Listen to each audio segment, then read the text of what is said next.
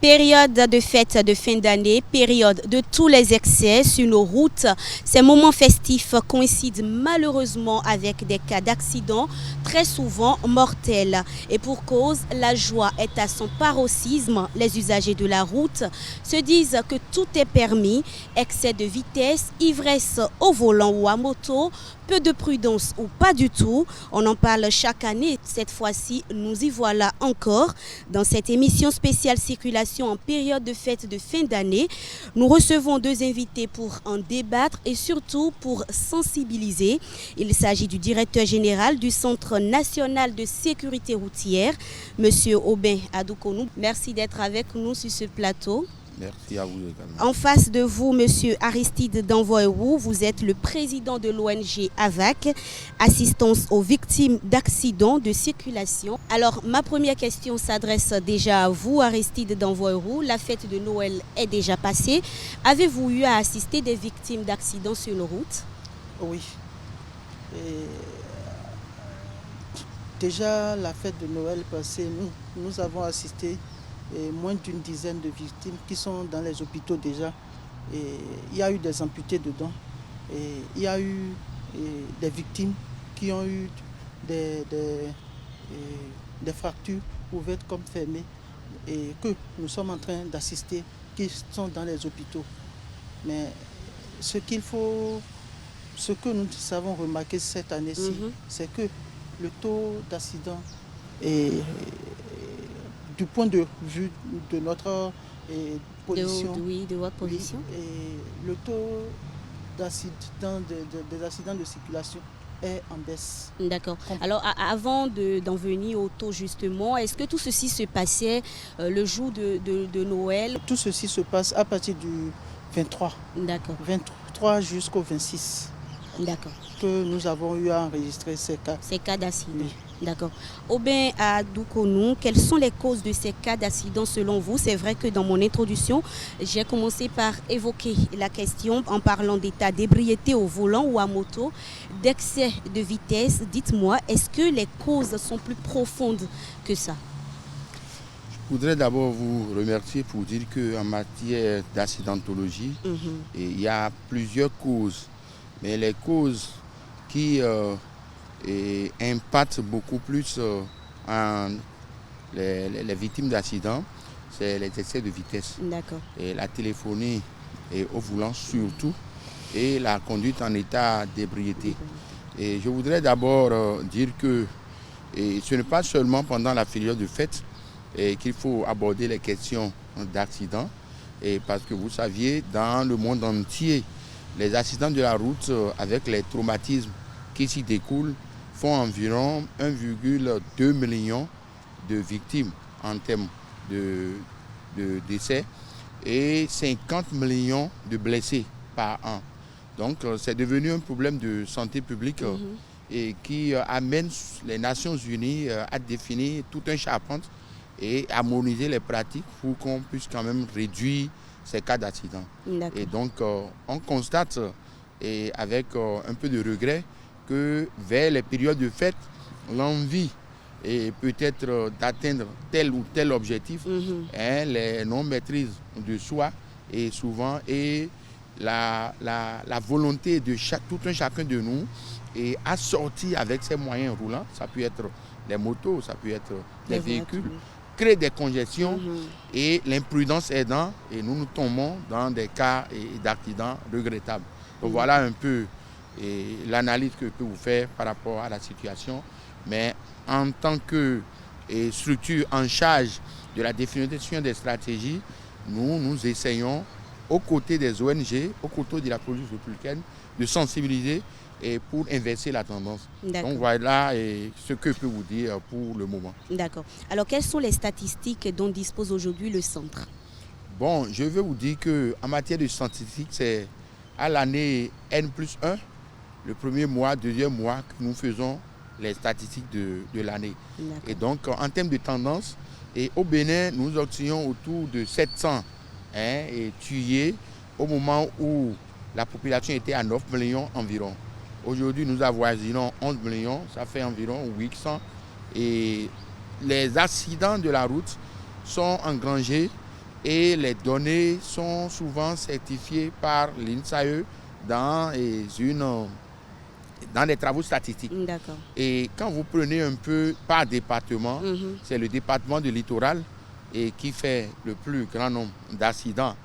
Et le département de l'Atlantique ensuite, et les autres départements tels que le Borgou, la Liborie, les accidents ne sont pas nombreux, mais en matière d'indice de gravité, c'est ces zones. Vous comprenez avec nous que c'est les zones où il y a beaucoup plus d'excès de vitesse. Et ce qui fait que lorsqu'on fait la cartographie, et on constate d'abord qu'au niveau des indices de gravité, malheureusement, c'est le littoral qui engrange les indices les moindres. Nous sommes environ 7% en termes d'indice de gravité. Et donc, en termes de mortalité, on oscille au niveau des deux nord, je veux parler de la Donga, de la Takora, autour de 27-28% en termes d'indice de gravité. Maintenant, quand vous rentrez dans les accidents, vous remarquez que c'est les personnes les plus vulnérables qui occupent environ 50%. 50%, 48%. Et il faut constater que nous avions des causes liées à l'état de nos routes.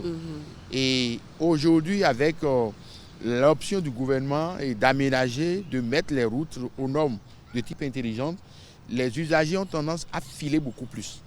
Et donc, nous remarquons qu'au niveau de la traversée du littoral et avec l'Atlantique, je veux parler de la route à Kassato, et qu'on a obtenu, on a engrangé beaucoup de cas d'accidents mortels. Et je voudrais également faire mention de ce que, au Bénin, nous avions individualisé le transport. Et les conduites à deux roues occupent une proportion très large avec les tricycles, communément appelés Kloboto.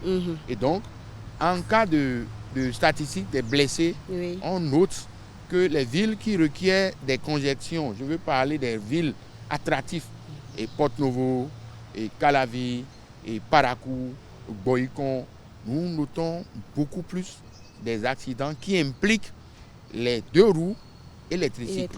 La proportion est de l'ordre de 38%. Et lorsque les accidents surviennent, vous allez voir que les causes en termes d'implication, c'est les véhicules particuliers qui sont en tête. Et après ça, maintenant, il y a les deux roues motorisées et qui sont dedans. Ces statistiques sur les 3 dernières années, on a fait un peu le diagnostic et on a remarqué qu'on oscille autour de 800 environ de cas de tués et avec à la clé 15 à 18 blessés. Et par jour. Et au CNSS, c'est la définition d'une politique publique claire qui nous intéresse. C'est pour cela que nous faisons observer que la question d'accident n'est pas une question du CNSS seul. Et donc, lorsque nous invitons les gens à nous assister, à faire les leurs, les questions d'accident, c'est pour dire que tout le monde doit mettre la main à la pâte. Vous allez constater qu'aujourd'hui, on a noué des stratégies de développement, de partenariat avec les communes. Parce qu'à la base, c'est d'abord les communes. C'est eux qui sont plus proches de nos usagers. Et en termes d'abord de gares routières, c'est eux qui sont les responsables et qui gouvernent les gares routières. Donc, notre stratégie, c'est le faire. Comment organiser le dispositif pour que et les ONG, à la base, doivent être dans les sensibilisations et les chefs et départements des communes, que ce soit des structures dédiées pour les questions d'accident, puissent aller vers les gens au niveau des écoles, au niveau des marchés, pour appeler à l'attention. Et donc, ces stratégies que nous développons, c'est les effets.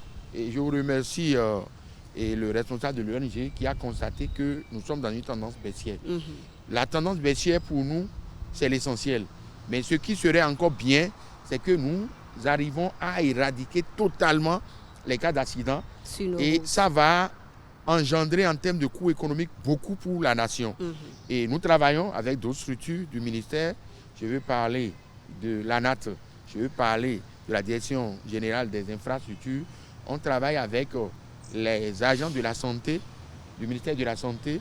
Et tout ce que nous faisons, c'est pour qu'il y ait une action coordonnée. Nous avions noté que sur les cas engrangé, surtout en cette période de fin d'année, oui. et les statistiques sont un peu faibles.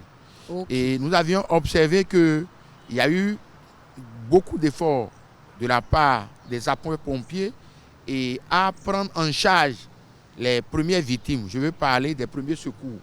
Et on a noté également que ça dénote d'une politique également de disposer au niveau des chefs-lieux et des bases de sapeurs-pompiers.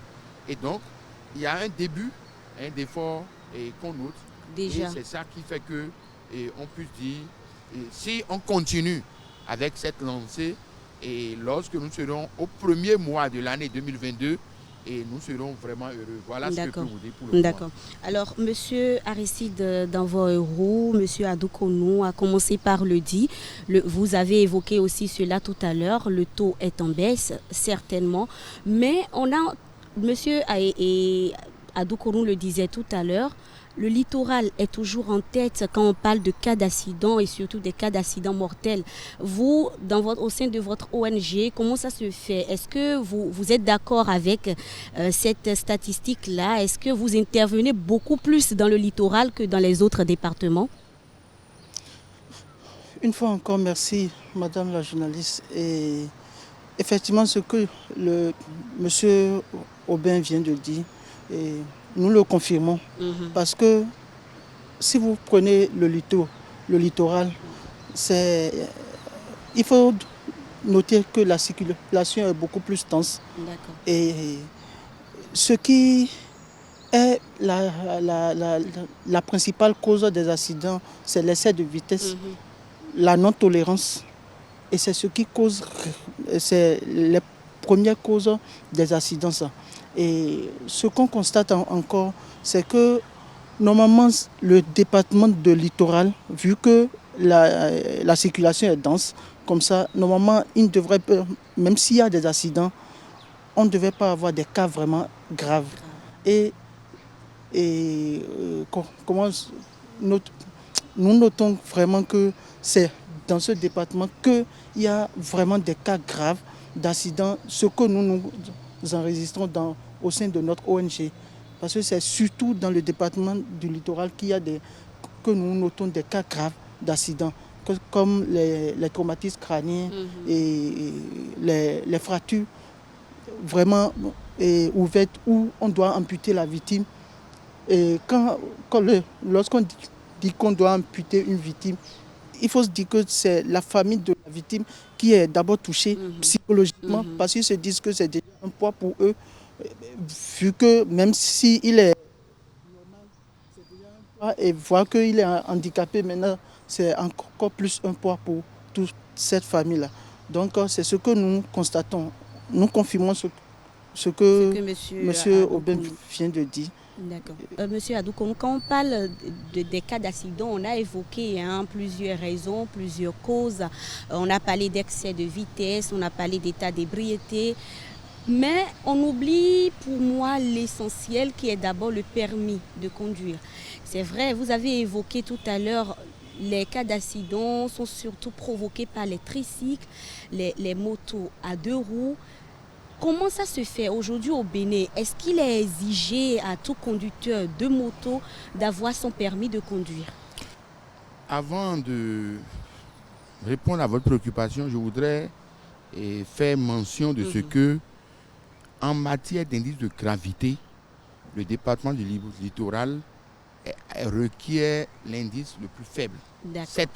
D'accord. Donc, il n'y a pas eu beaucoup de cas d'accidents grave dans le département du littoral, mais par contre, c'est dans les départements du Borgou, de la Libori et de la Tonga qu'on note ça. Et tel qu'il a dit, les quelques cas que nous avions eu qui sont des cas graves sont des cas que nous constatons sur les nouvelles routes asphaltées.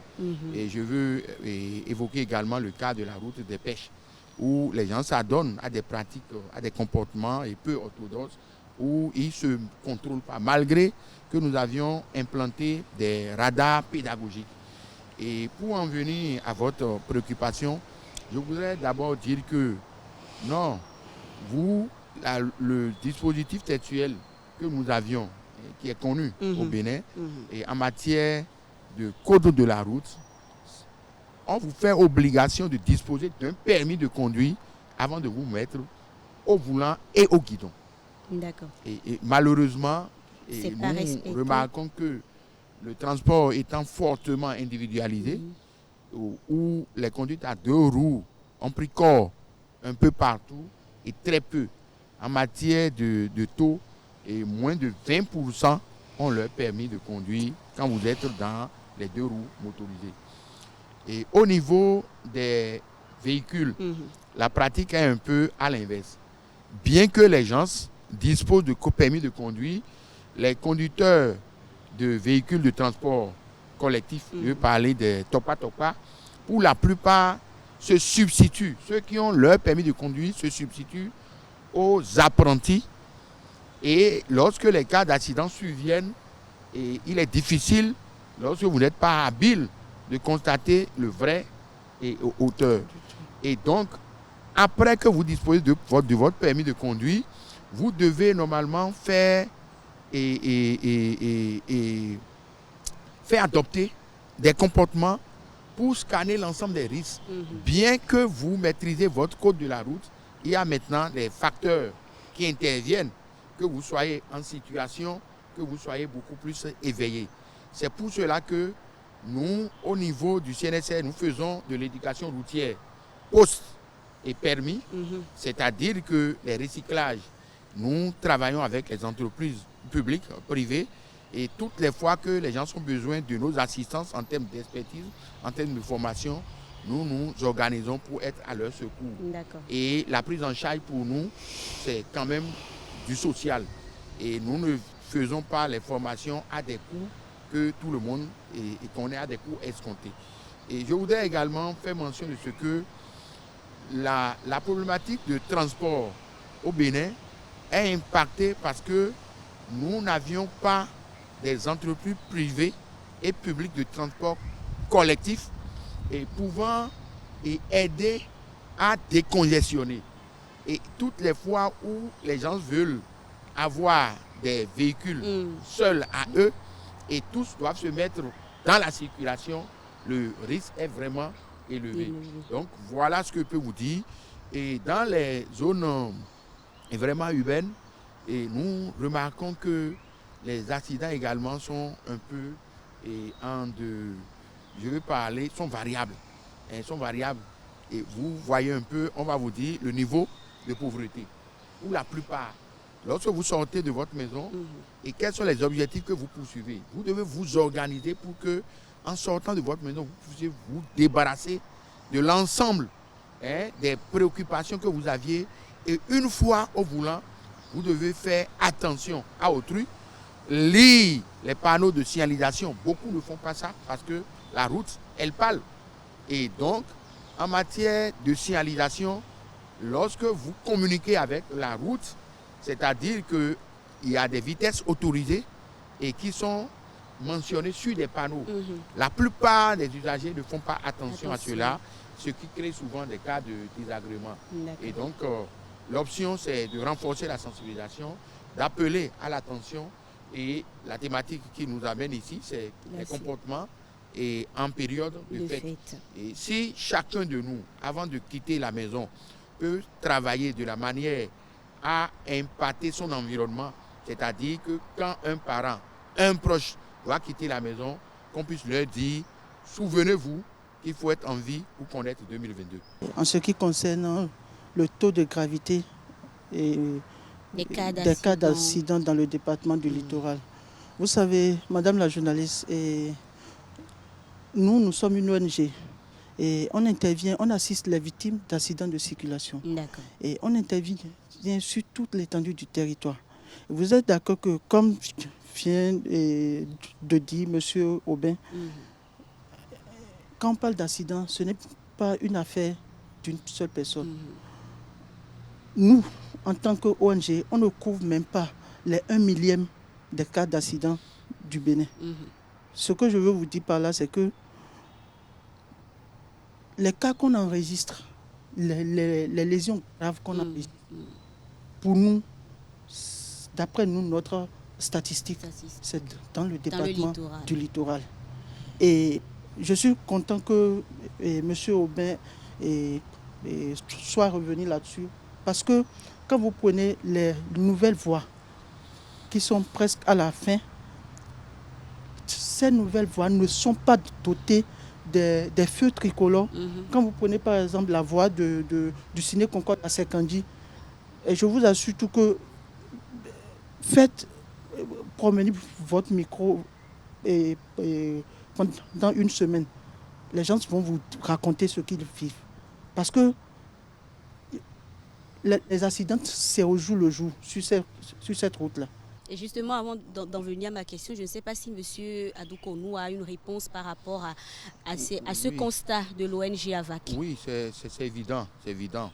Mais je voudrais rectifier pour dire que les nouvelles routes sont dotées de tous les infrastructures, les feux tricolores. Ils sont ce que vous avez l'impression que les feux tricolores ne sont pas là parce que les gens ne respectent pas. En réalité, lorsque la route elle est implantée, il y a les habitudes des riverains qu'il faut imparter en matière de sensibilisation.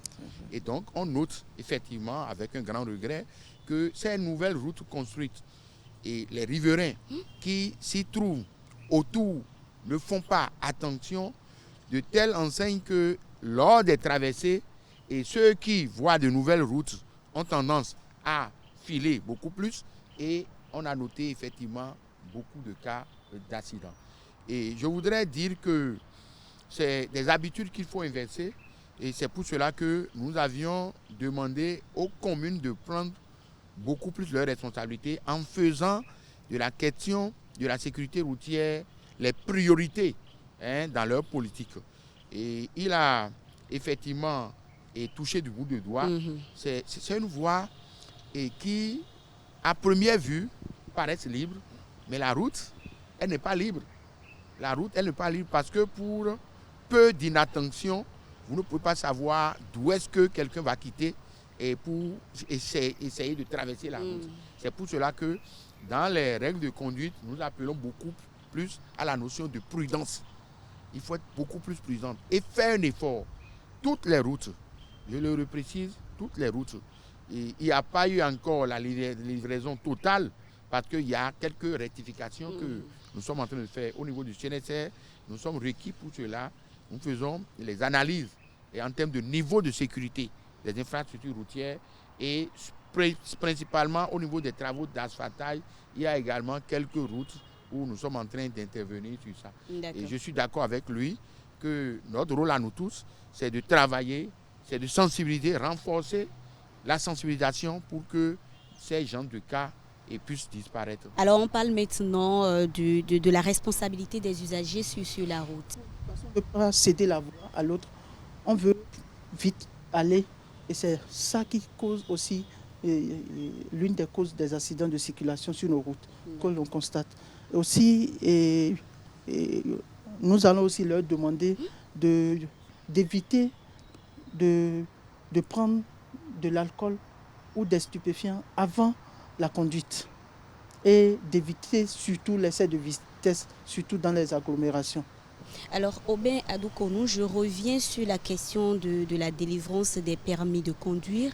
Vous savez, ailleurs, quand un usager est impliqué dans un accident de circulation, on réduit sa note obtenue lors de l'examen du permis de conduire.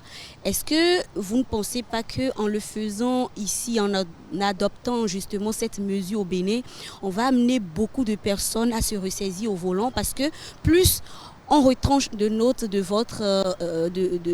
la note que vous avez obtenue lors de l'examen, plus vous perdez de points et on vous amène maintenant à repasser encore l'examen de permis de conduire. Est-ce que vous ne pensez pas qu'en adoptant cette méthode au Bénin, on va réduire beaucoup et considérablement les accidents sur nos routes? Je voudrais d'abord faire mention de ce que le processus d'obtention de permis de conduire est conduit par l'Agence nationale des transports. Et aujourd'hui, tout le monde sait qu'avec l'actuel ministre des Infrastructures et des Transports, nous sommes en pleine réforme. Et nous allons en arriver là. D'accord. Et parce que pour le moment, nous sommes à la phase de dématérialisation. Comment est-ce qu'il faut faire pour que celui qui ait son permis de conduire et puissent avoir les qualifications requises, qu'on puisse dire que le permis qu'on a délivré est un permis adéquat et facilement, et qu'on appelle et applicable. Et donc, les réformes actuellement en cours ont touché beaucoup plus les questions de permis. Et à la fin, vous allez voir. Mais je voudrais faire également mention de ce que il n'y a pas que ça. Il y a les questions d'acuité visuelle. Vous voyez un peu. Et donc, plus vous vieillissez, et il faut trouver le mécanisme par lequel il faut vous faire repasser les tests et pour voir si vous n'aviez pas des difficultés de la manière à ne plus vous permettre de vous mettre au volant dans des conditions un peu difficiles. Et il a évoqué tout à l'heure, il y a la météorologie. Et lorsque vous conduisez et dans des conditions où il y a la boue, vous allez voir qu'il vous est difficile d'évoluer en saison de pluie. Et donc, surtout dans la zone septentrionale, en période d'harmattan, il est très difficile. On note également des cas d'accident. Donc, et ce qu'il faut faire et ce qu'il faut dire, c'est que c'est la prise en charge par une politique peut-être de subvention. La prise en charge par une politique de subvention. Et parlant de permis de conduire, il y a les différentes catégories. Vous voyez, les A1, qui sont généralement pour les motos et autres, je l'ai dit tout à l'heure, on note une rareté. Et la principale cause évoquée lorsque vous échangez avec les acteurs, ils vont vous dire que c'est le coût, le facteur coût. Et donc, au niveau du Centre national de sécurité routière, il y a des ONG qui s'adonnent à des pratiques de recyclage pour leur enseigner les b.a.-ba, même s'ils ne disposent pas de leur permis de conduire, qu'ils puissent quand même, les effets pervers puissent être amoindris. Et ce n'est pas l'idéal. L'idéal pour nous, c'est qu'on puisse identifier des sources de financement, d'accompagnement, pour les obliger à passer avec succès ces épreuves. Et comme ça, nous, pour évaluer, nous pouvons dire, voilà le taux d'obtention de permis de conduire, voilà parmi tel nombre d'accidents constatés, tel ne dispose pas. Mais au niveau des véhicules, je vous ai déjà dit, et c'est vrai, les jeunes, les adolescents, il suffit seulement qu'un parent arrive à s'acheter un véhicule, arrive à apprendre à conduire et on permet aux enfants de se mettre au volant. Et ce qui n'est pas du tout bien, ce n'est pas conseillé. Et je l'ai dit tout à l'heure, il y a le code de la route qui est actuellement actualisé et nous allons, après que le sceau des honorables députés à l'Assemblée nationale, nous lancer dans une grande campagne de sensibilisation. Et vous voyez, lorsqu'il y a les répressions, les Béninois ont beaucoup plus peur. Or, on ne veut pas construire un pays avec des méthodes de gendarmes. C'est pour cela que le gouvernement nous demande de prioriser la sensibilisation, de trouver des formules modernes pour éviter les tracasseries aux usagers de la route. Mais malheureusement, les gens s'en abusent. Ce n'est pas parce que les polices n'arraisonnent plus, ce n'est pas parce que les contrôles coercitifs ont régressé qu'il faut faire ce que l'on veut. Et vous tombez sur des gens qui sont dans des injures publiques. Ça dit que le réflexe du Béninois, lorsqu'il est en faute, il vous injurie d'abord. Et donc, ça pose un problème d'éducation routière. Ça pose un problème de civisme. Vous voyez un peu. Et ce que nous faisons, c'est beaucoup plus débarqué. Nous ne sommes pas des agents assermentés. Il faut que j'explique. Les gens nous demandent pourquoi est-ce que le CNSR ne va plus sur les voies. Non. Je profite de l'occasion pour dire aux gens que nous sommes beaucoup plus dans les écoles. Nous sommes beaucoup plus sur les gares routières. Nous sommes beaucoup plus dans les marchés avec les associations. Ceux qui sont des agents assermentés pour aller sur les voies, c'est la police républicaine. Or, le nouveau code de procédure pénale ne permet pas aujourd'hui à un agent non assermenté de se mettre sur la route. Et du coup, les gens s'en font de trop. Et la police républicaine s'organise à impacter ce côté. Mais je voudrais vraiment souhaiter que nous puissions changer de comportement. Si c'est après qu'on nous arraisonne qu'il faut être à la conscience, ce n'est pas du tout bien. Et aidez-nous. Je veux parler des ONG au-delà vos thématiques de prise en charge post-accident, aidez-nous à donner plus de poids à la méthode préventive. Il vaut mieux prévenir que d'aller beaucoup plus vers les soins et post-accident. Voilà ce que moi je peux dire et également et pour remercier non seulement votre chaîne et inviter les parents, surtout les parents d'élèves, à savoir qu'il faut disposer d'un permis de conduire avant de se mettre au guidon. D'accord. C'est vraiment génial que lorsque quelqu'un a le BEPC, quelqu'un a le bac, qu'on puisse chercher à et récompenser l'enfant. Mais les questions de moto et de véhicules sont des questions très sensibles. Et lorsque vous n'avez pas l'âge, il y a la possibilité d'une autorisation.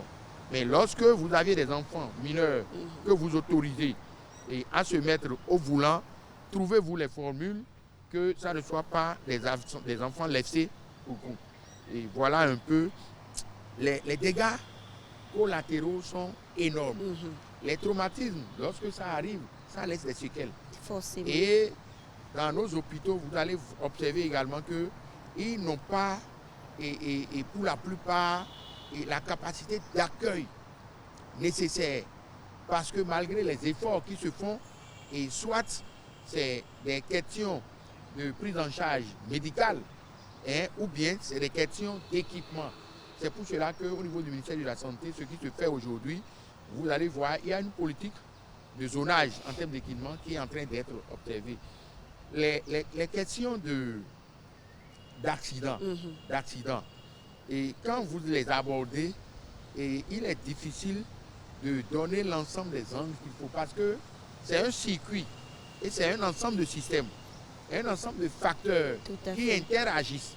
Et lorsque ça se retrouve être au cœur de l'environnement, de l'homme, vous allez voir qu'à chaque niveau du maillon, chacun a sa responsabilité. Et il faut trouver des formules pour inverser cette tendance. Et c'est les documents de politique. Que ce soit au niveau du point sanitaire ou bien au niveau de la sécurité routière.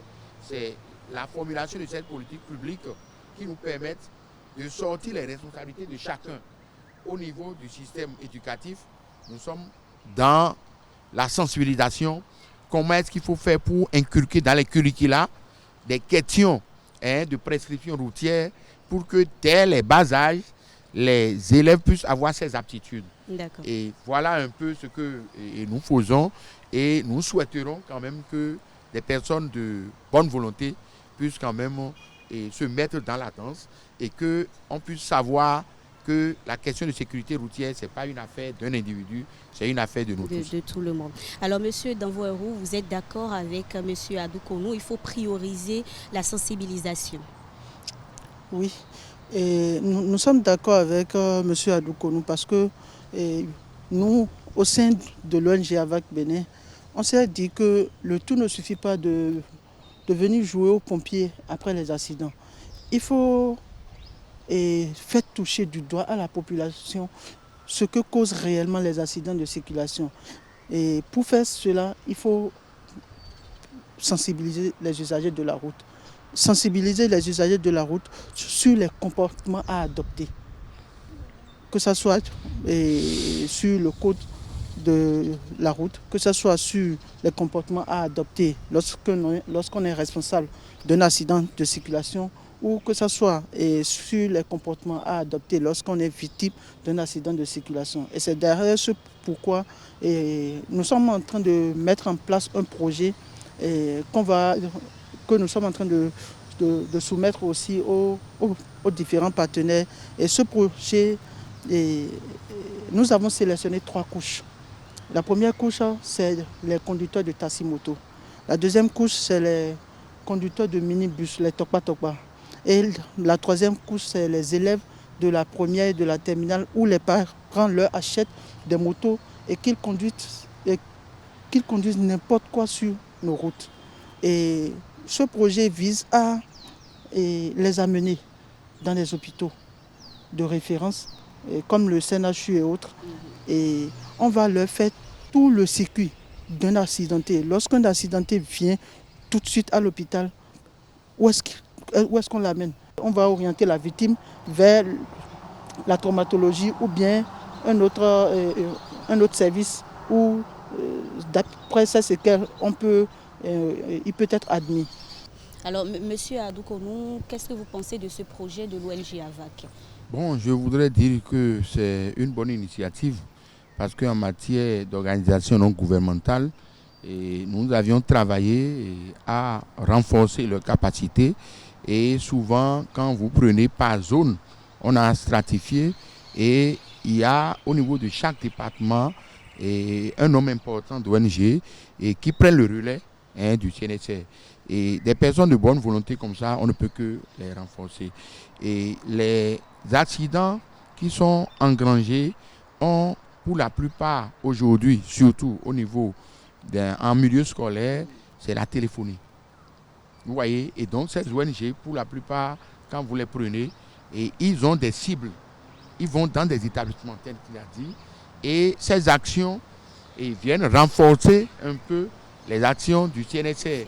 C'est pour cela que nous, on a créé des ambassadeurs. Au niveau des universités, on a créé des ambassadeurs de sécurité routière. C'est des petits clubs où notre rôle à nous, c'est de nous organiser à renforcer leurs capacités, quitte à eux de déplier les stratégies qu'on leur enseigne. Et les ONG également qui viennent en assistance et en font beaucoup. Les Alinayon, que ce soit Attention Sécurité pour tous, et AMAB, il y a beaucoup d'ONG avec qui nous travaillons. Leur problème, c'est la problématique de financement. Et au-delà d'eux, c'est le véritable problème que nous avions au niveau de la sécurité routière aujourd'hui. Parce que, vous voyez un peu, lorsqu'on prend les cas d'accident pour trouver des financements pour une prise en charge efficace, il faut identifier les sources.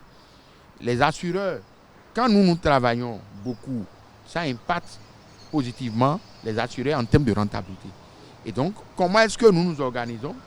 Comment est-ce que nous allons réussir à leur fixer des taux? Comment est-ce que nous allons réussir à ce que les compagnies de téléphonie mobile puissent participer aux questions de financement?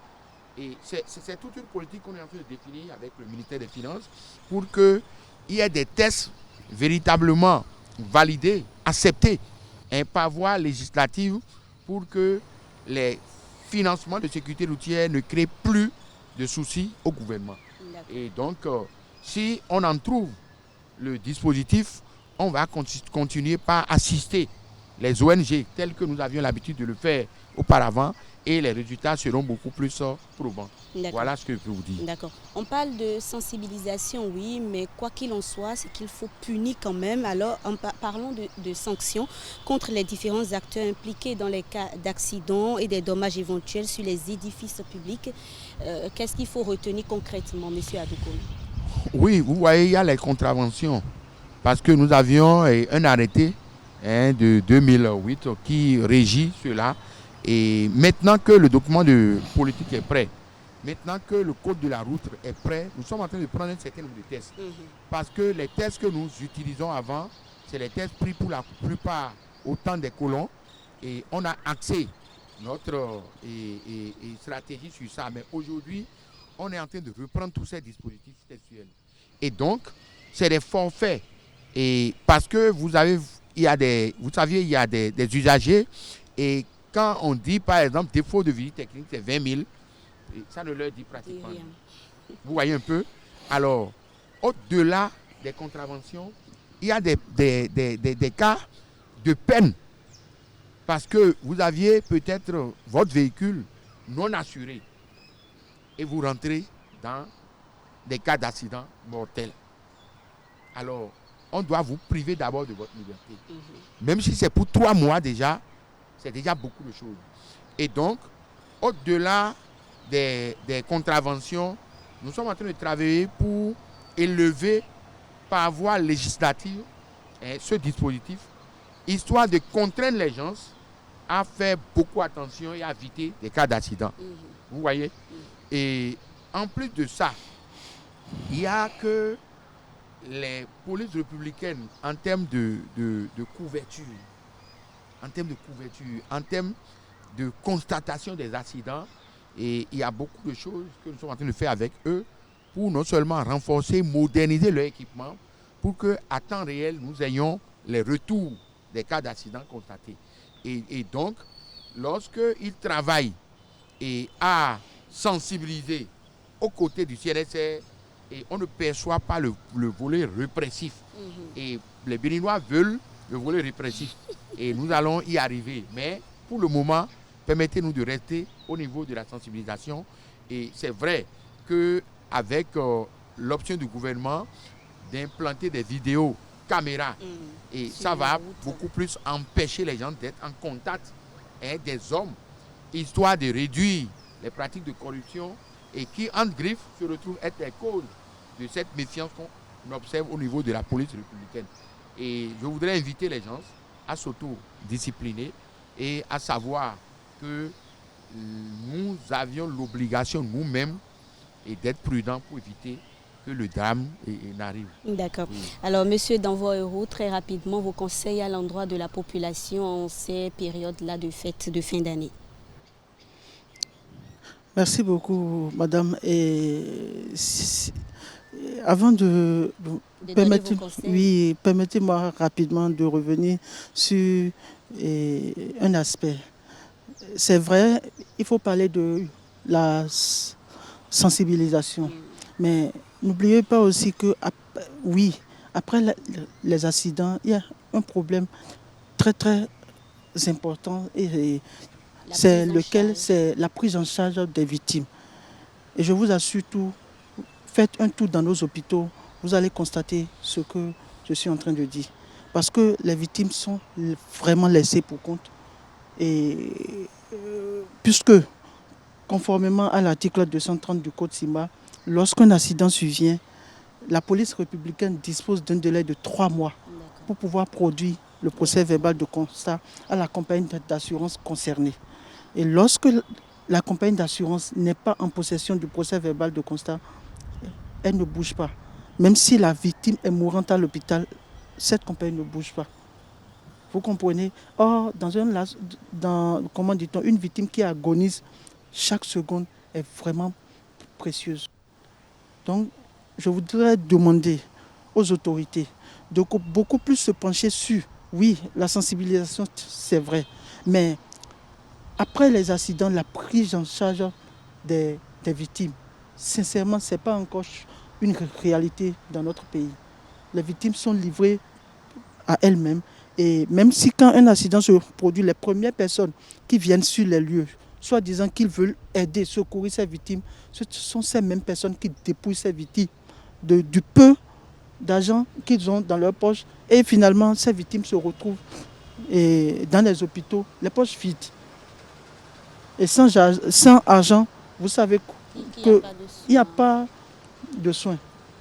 Donc, pour venir à votre question, moi je dirais, je vais demander à la population de respecter les codes de la route et d'être plus attentifs lorsqu'ils sont en train de conduire en cette période des fêtes. Et même au-delà. Alors, Monsieur Adoukonou, très rapidement, avant de donner vos conseils à l'endroit de la population, un mot sur la situation de prise en charge. Bon, je voudrais demander à notre ami de relativiser un peu son constat, parce qu'au niveau de la police républicaine, il y a eu des réformes. De la logique centralisée aujourd'hui, ils sont dans les arrondissements. Le problème, c'est un problème de sous-effectif, vous voyez un peu, et qui impacte sur la durée, effectivement, d'envoi des constats. Et ça fait qu'il y a eu des séquelles, il y a des conséquences qu'on observe un peu. Et la police républicaine s'attelle certainement à lever ça. C'est pour cela qu'ils ont choisi l'option de digitaliser le dispositif. Ce n'est pas le biais des smartphones. On a fait l'expérimentation avec eux dans le département de Littoral sur un certain nombre de commissariats. Et lorsqu'on trouvera le mécanisme de prendre totalement en charge ça, vous n'allez plus observer ce point de non-conformité qui a d'autres conséquences. Maintenant, au niveau de la prise en charge, il faut comprendre que c'est d'abord les questions de secours, les premiers secours. Il faut dire qu'aujourd'hui, on a tendance à constater qu'il a beaucoup plus d'acquisition de véhicules au niveau des sapeurs-pompiers. Et lorsqu'ils viennent sur les lieux, pour la plupart, c'est eux qui sont habilités. On a souhaité, toujours au niveau du CNSR, qu'au niveau de chaque chef-lieu, qu'on ait des groupements de sapeurs-pompiers implantés, qu'on puisse trouver les formules pour les équiper et en matière de véhicules, et qu'au niveau des hôpitaux, que les questions de relations avec les assureurs, je veux parler, par exemple, lorsque les accidents surviennent et vous observez que la personne n'a pas d'assurance ou les délits de fuite. Et il y a des gens organisés qui prennent ça en charge, mais les financements viennent d'où? Des assureurs, mais en nombre infime. Et je sais que beaucoup d'efforts se font, et au niveau d'abord du ministère de la Santé, au niveau du ministère de l'Intérieur, mais lorsque nous allons finir d'asseoir les orientations de notre document de politique, vous allez voir que les résultats vont être beaucoup plus probants. Et il faut travailler beaucoup plus à ce que les deux roues puissent prendre conscience. Et le problème que nous avions au Bénin, c'est pratiquement les deux roues et les tricycles. Il faut dire la vérité. Autrefois, c'était dans des centres-villes, mais aujourd'hui, ça a pris le corps dans tous les départements. Et donc, ils ne font pas des visites techniques, ce qui arrive et souvent, mais nous travaillons, nous sensibilisons, et il faut que les gens aient à cœur qu'à partir de l'année 2022, nous allons vraiment faire droit à ces dispositions textuelles qui existaient depuis les années 2000. Et au-delà de ça, nous allons remercier les ONG et inviter beaucoup plus les agents qui interviennent sur la chaîne de sensibilisation et à continuer et pour qu'on puisse obtenir en termes de bilan un taux de régression acceptable. Et je suis vraiment content et je voudrais implorer les gens à éviter les questions de conduite en état d'ivresse et pour qu'on puisse quand même se retrouver dans les conditions normales de conduite. Je vous remercie. Merci aussi à vous, chers invités. Aristide d'Envoi-Euro, je rappelle que vous êtes le président de l'ONG AVAC, assistance aux victimes d'accidents de circulation. En face de vous, Aubin Adoukonou, directeur général du Centre national de sécurité routière. Mesdames et messieurs, merci pour l'attention. Bonne et heureuse année à tous.